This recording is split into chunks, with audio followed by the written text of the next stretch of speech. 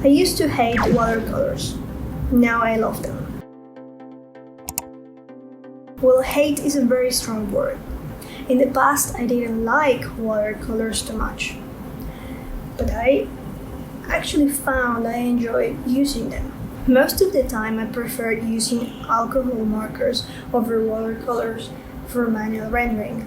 Almost all the recent drawings I made were colored with markers. I have used watercolors a few times, but until now I didn't fully enjoy using them.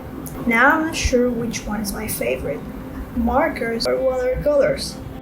This video started as an experiment. I wasn't sure what the outcome was gonna be, but I found that I really like watercolors. This started one day when I was very bored.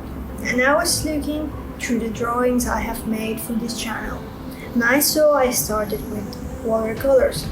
I actually bought this set for making videos on this channel, but I don't remember fully enjoying using them. I guess I always felt pressure to have a good result, because I only used them when I was filming, and I never allowed myself to practice and make mistakes. So I decided to give it another try. I found this floor plan and I thought that this could be a good exercise to practice perspective and rendering with watercolors. So during 1 week I made sketches of the interior of each room, or almost all the rooms. First I made sketches in 1-point perspective in one of my sketchbooks. While doing this, I saw some decisions on the design that could have been better, and I wanted to make a few changes to the layout, but I decided not to because it was only an exercise for rendering and not for design. Then I went to the next step. I bought this mixed media sketchbook a few months ago, but I never used it until now. And I like it. The pages have good texture, and the pages hold water very well. The first drawing was a drawing of a bedroom. This is the only room where I made a few changes to the layout, but not too many. I just moved the closet in front of the bed to have space in that wall for a window for better airflow.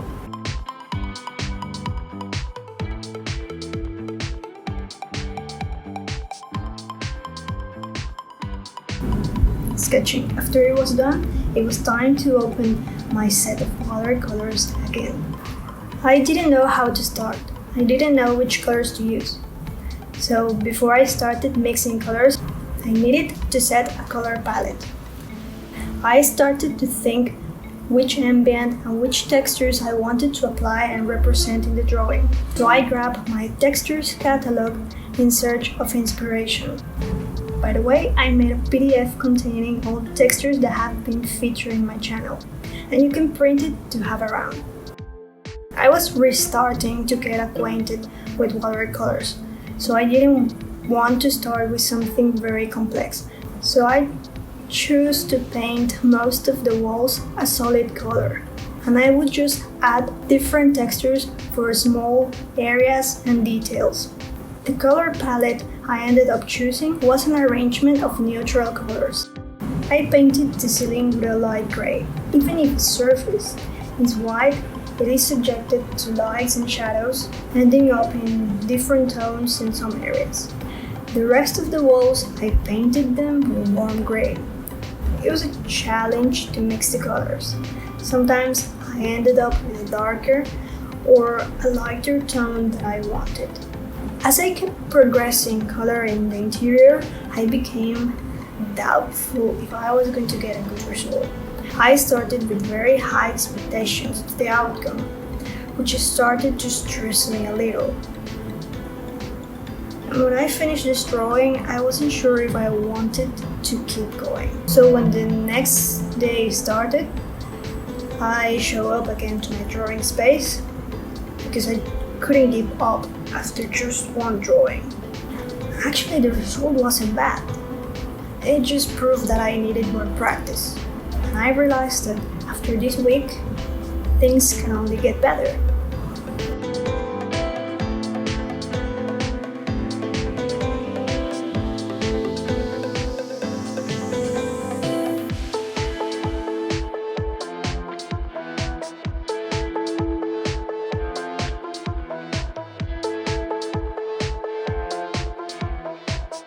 The next room wasn't a room, it was a hallway. Sketch the perspective because this place has an interesting detail. Instead of facing a bare wall, it leads your vision towards a vertical garden outside. It expands the area, making it not only a hallway but also an area to enjoy passing by. The colors I used were the same as before, only adding green for the plants.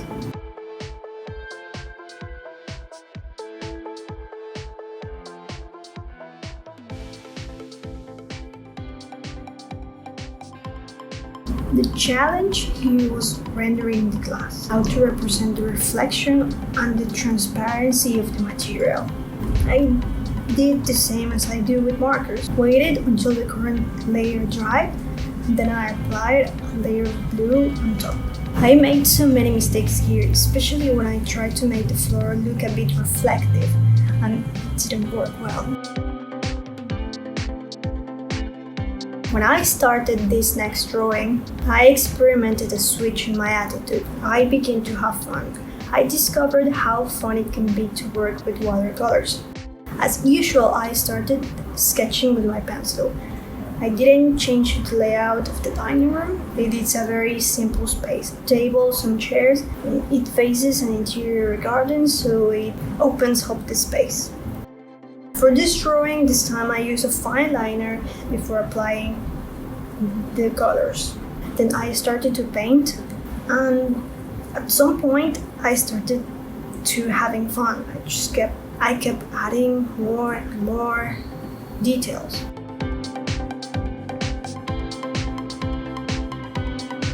I only stopped because it was late and my hand was starting to feel tired. For the next few days, I was looking forward to my newly scheduled drawing hours. I have to say that this was a very good exercise, as it taught me many things. I not only became a little better at watercolors, but it also showed me the powerful thing of being consistent. I made progress because I kept working towards a goal on a very consistent basis.